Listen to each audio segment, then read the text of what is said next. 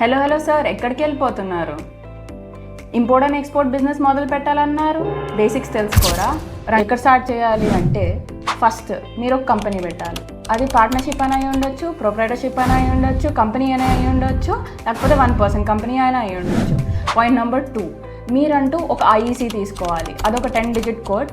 DGFT అన్న ఒక website, ఒక డిపార్ట్మెంట్ ఆ కోడ్ అన్నది ఇస్తుంది.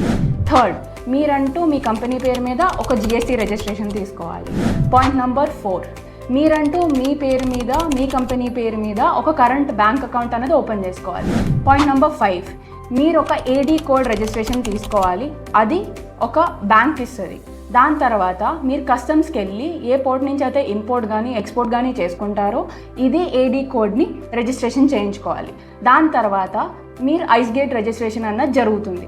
దాంట్లో మీకు ఇంపోర్టర్ ఎక్స్పోర్టర్ డీటెయిల్స్ అన్నవి మీ కంపెనీకి సంబంధించినవి కనబడతాయి. పాయింట్ నెంబర్ 6, మనం అంటూ ఒక ఆర్సీఎంసీ రిజిస్ట్రేషన్ చేయించుకోవాలి. అది కూడా డీజీఎఫ్టీ ద్వారానే జరుగుతుంది.